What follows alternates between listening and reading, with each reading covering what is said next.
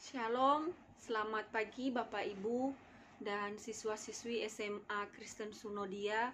Di pagi hari ini kita kembali bersama-sama beribadah kepada Tuhan. Mari saya persilakan kita untuk mengambil sikap saat teduh sejenak di hadapan Tuhan, mempersiapkan hati kita untuk menghadap hadirat Tuhan pagi hari ini. Dipersilakan.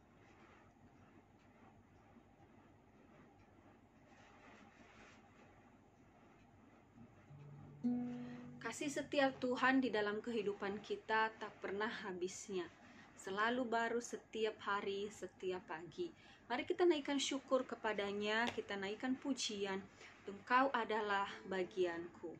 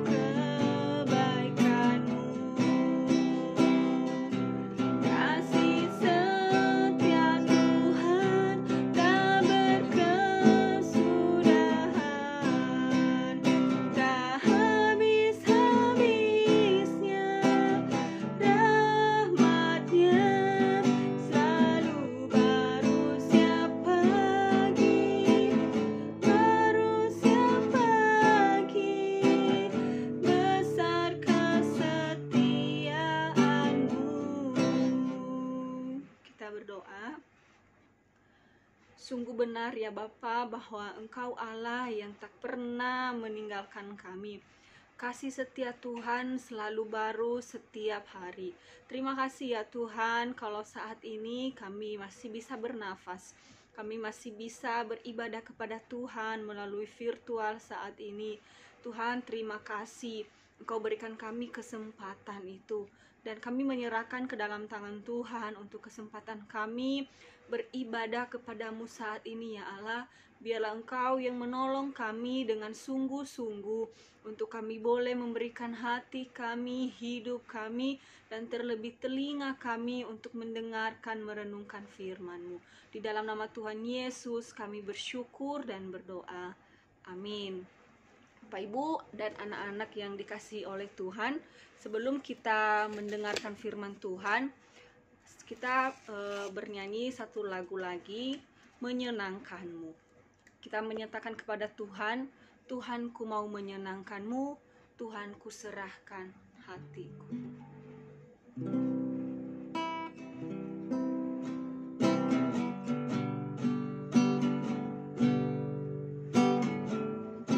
Tuhan ku mau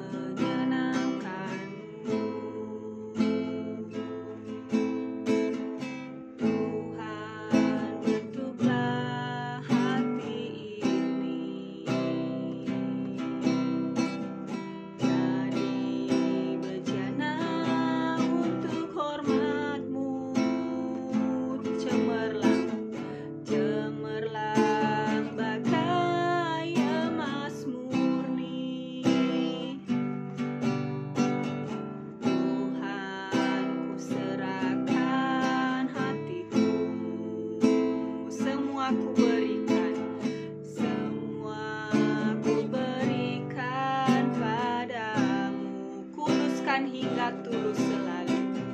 Kuduskan hingga tulus selalu, agar aku menyenangkanmu, agar aku menyenangkanmu, menyenangkanmu, menyenangkanmu, senangkanmu. Hanya itu kerinduanku, menyenangkanmu, senangkanmu, menyenangkanmu, senangkanmu. Hanya itu kerinduanku, menyenangkanmu, senangkanmu. Hanya itu kerinduan, hanya itu kerinduanku, menyenangkanmu, senangkanmu. Hanya itu kerinduanku. Sekali lagi kita berdoa. Tuhan Yesus, kami mau mendengarkan firman Tuhan. Tolong berkati kami, biar kami boleh sungguh-sungguh mendengarnya. Tolong kami ya Tuhan, jangan biarkan kami tidak fokus untuk mendengarkan firman-Mu ini. Jauhkan gangguan yang ingin mengambil hati dan pendengaran kami, untuk kami boleh tertuju kepadamu saat ini. Kuasai hati kami, kuasai pikiran kami, bahkan ruangan di mana kami mempersiapkan hati untuk menyembah Engkau. Engkau juga berkati hamba-Mu yang penuh dengan keterbatasan di dalam menyampaikan firman-Mu. Di dalam nama Tuhan Yesus kami bersyukur dan berdoa. Amin. Bapak, Ibu, dan anak-anak yang dikasihi oleh Tuhan, hari ini saya mengajak kita untuk membaca firman Tuhan dari Injil Lukas. Injil Lukas pasalnya yang ke-15. Injil Lukas pasalnya yang ke-15.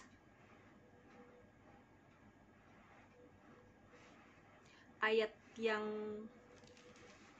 ke-11 hingga ayatnya yang ke-32. Nah, di dalam bacaan ini tentang perumpamaan anak yang hilang. Dan ini pasti tidak asing lagi bagi kita di dalam perumpamaan ini ya. Namun saya membawa kita di dalam sebuah perenungan tentang bagaimana kehidupan kita yang seharusnya telah menjadi bagian di dalam kerajaan surga itu. Kehidupan orang-orang yang percaya kepada Tuhan Yesus. Kalau kita melihat ya, kenapa sampai Tuhan Yesus memberikan perumpamaan ini? Dilatar belakangi di dalam pasal yang ke-15 ayat 1 sampai ayatnya yang kedua. Pada waktu pelayanan Tuhan Yesus, di sana banyak sekali orang-orang berdosa datang kepadanya, pemungut cukai dan orang-orang berdosa lainnya. Nah, biasanya ada yang datang pemungut cukai, terus ada juga orang-orang berdosa lainnya seperti pelacur dan juga orang Samaria ketika Yesus bertemu di pinggir sumur, dan dia merasa dia orang berdosa dan memiliki banyak suami. Nah, dengan orang-orang ini Tuhan Yesus sedang dekat dengan mereka, dalam arti bahwa Tuhan menerima mereka, Tuhan tidak membeda-bedakan mereka. Nah, tapi di sini ada orang-orang tertentu yang tidak menyukai hal demikian ya. Itu sudah jelas, yaitu orang-orang Farisi dan ahli-ahli Taurat. Mereka berkata, ia menerima orang-orang berdosa dan makan bersama-sama dengan mereka. Nah, sehingga Tuhan Yesus memberikan perumpamaan ini, 3 perumpamaan berturut-turut. Yang pertama itu adalah perumpamaan tentang domba yang hilang, terus dirham yang hilang, dan tentang anak bungsu. Nah, di sini kenapa Tuhan memberikan itu kepada mereka? Agar mereka menyadari bahwa sesungguhnya kedatangan Tuhan Yesus ke dalam dunia ini bukan kepada orang-orang yang sehat, melainkan kepada orang-orang sakit. Bukan orang sembuh yang memerlukan tabib, tetapi orang sakit. Nah, Tuhan Yesus datang kepada orang-orang yang berdosa untuk menjadikan mereka sembuh, pulih dari dosa-dosa mereka. Sehingga dia memberikan perumpamaan ini. Dia berkata kepada mereka bahwa ketika kamu memiliki 100 ekor domba, satu hilang, pasti kamu akan mencari yang sesat itu, yang hilang itu. Dan ketika kamu sudah menemukannya, bukankah kamu berbahagia? Nah, demikian pula halnya dengan kerajaan surga. Ketika satu orang yang berdosa kembali, maka sukacita besar di surga itu. Sukacita yang ditemukan, kebahagiaan yang ada di sana. Dan begitu juga dengan memberikan ilustrasi yang kedua, perumpamaan yang kedua, seorang perempuan yang mempunyai 10 dirham. Dia kehilangan satu di antaranya, terus dia menyalakan pelita, menyapunya. Jadi dia berusaha bagaimana dia mencari supaya dia menemukan dirham itu. Dan ketika dia menemukannya, bukankah dia bersukacita? Dan Yesus berkata kepada mereka, demikian juga akan ada sukacita pada malaikat-malaikat Allah karena satu orang berdosa yang bertobat. Dan ini yang disampaikan oleh Tuhan Yesus kepada ahli Taurat dan ahli Farisi itu. Kenapa? Karena mereka merasa mereka itu orang benar, orang suci, dan mereka menganggap orang yang berdosa itu pantas untuk dimusuhi, pantas menerima hukuman, pantas ketika mereka diberikan hukuman setimpal dengan dosa mereka. Pokoknya ndak usahlah dekat-dekat dengan orang berdosa. Dan di situ nyata bagaimana mereka ini adalah orang-orang yang munafik. Nah, sehingga Tuhan Yesus memberikan perumpamaan yang terakhir yang sungguh luar biasa, bagaimana Tuhan Yesus itu menyatakan tentang kasih Allah itu kepada orang berdosa. Bagaimana Allah setia menunggu orang berdosa itu untuk bertobat dan kembali kepadanya. Dan ini dikisahkan di dalam perumpamaan anak yang hilang ini. Nah, yang hilang di sini siapa? Kadang-kadang kita fokus bahwa anak yang hilang di sini adalah anak bungsu. Tetapi sesungguhnya Bapak Ibu dan anak-anak yang dikasihi oleh Tuhan, yang hilang adalah dua-duanya. Tetapi respon orang yang hilang di dalam bagian ini hanyalah anak bungsu yang menyadari akan keterhilangannya dia, akan tersesatnya dia, dan dia kembali kepada Bapa. Anak bungsu di dalam bagian ini, kalau kita memperhatikan, membacanya, nanti baca di rumah ya, bagaimana dia meminta apa yang menjadi bagiannya kepada ayahnya. Dia berkata, ayah, berikan kepada saya apa yang menjadi hak saya, warisan. Nah, biasanya di dalam kebudayaan orang Yahudi pada waktu itu, bukan hanya anak sulung yang mendapatkan warisan, tapi anak bungsu pun mendapatkan. Namun yang membedakan adalah seberapa banyaknya. Lebih banyak anak sulung mendapatkan daripada si anak bungsu. Dan bapaknya ini membagikan harta itu kepada anaknya. Apa yang menjadi kehilangan atau sifat berdosanya, tersesatnya dia? Yang pertama adalah dia meminta warisan sebelum papanya tiada. Nah, biasanya warisan dibagi setelah orang tua meninggal. Nah, di sini dia menganggap papanya itu sudah tidak ada lagi. Dia ingin bebas, tidak mau taat lagi kepada perintah papanya. Dia tidak mau lagi melihat papanya. Sehingga bukan hanya itu, dia menjual semua hartanya itu dan memboroskannya bersama dengan pelacur-pelacur di negeri asing. Nah, Bapak, Ibu, dan anak-anak yang dikasihi oleh Tuhan, di dalam perumpamaan ini, gambaran negeri asing itu adalah sebuah gambaran kehidupan yang asing, yang jauh dari rumah kita. Dan ini adalah yang jauh dari Allah.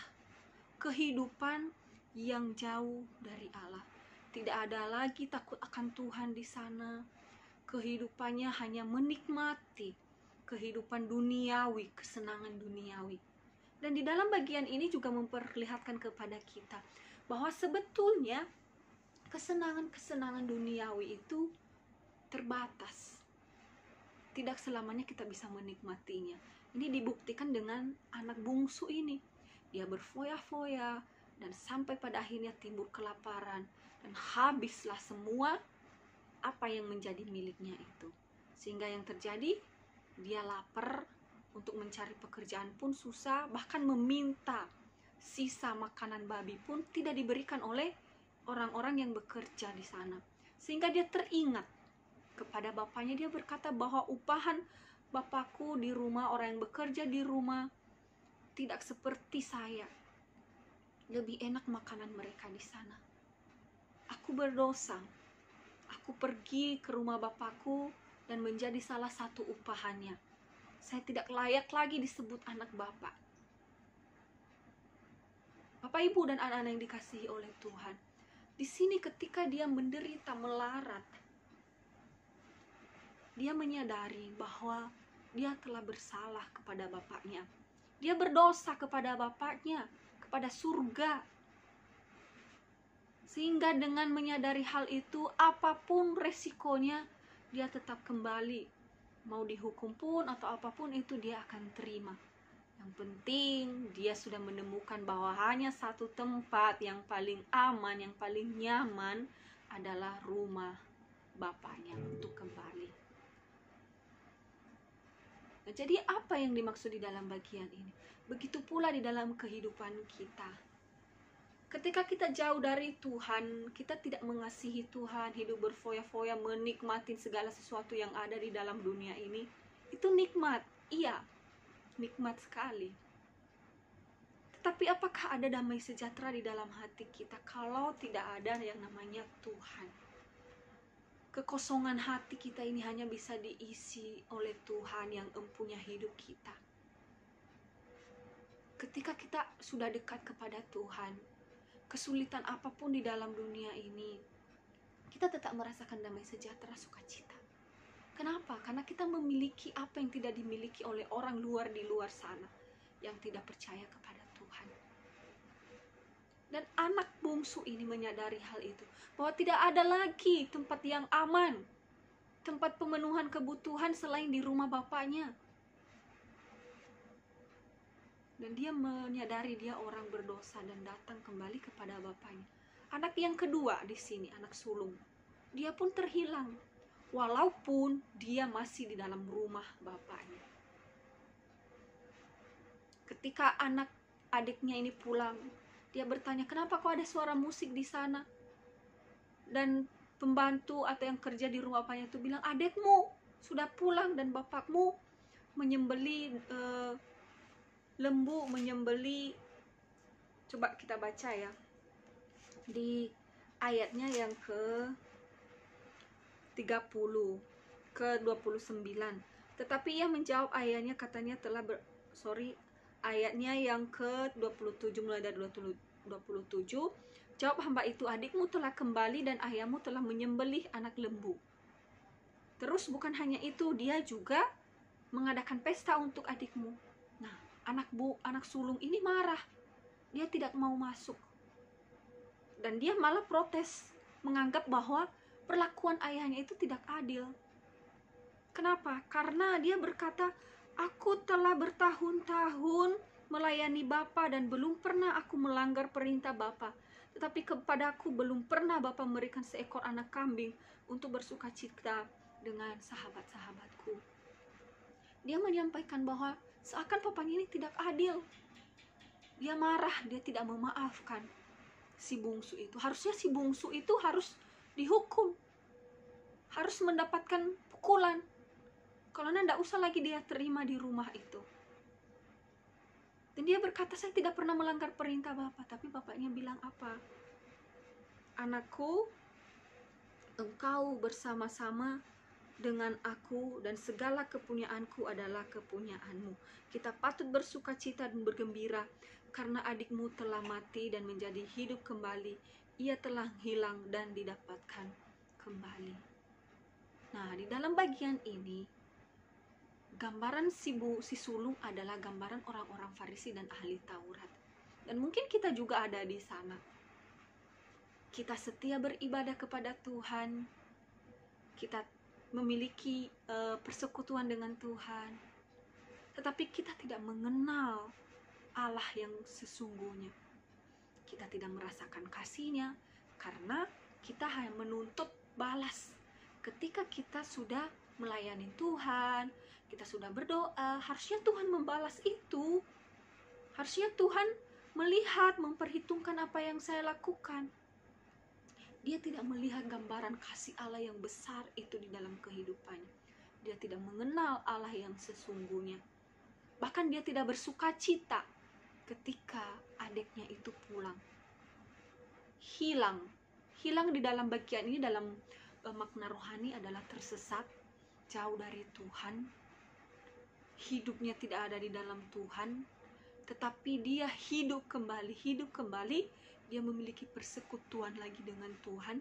Dia mengenal Bapa, dia kembali kepada Bapa yang tepat.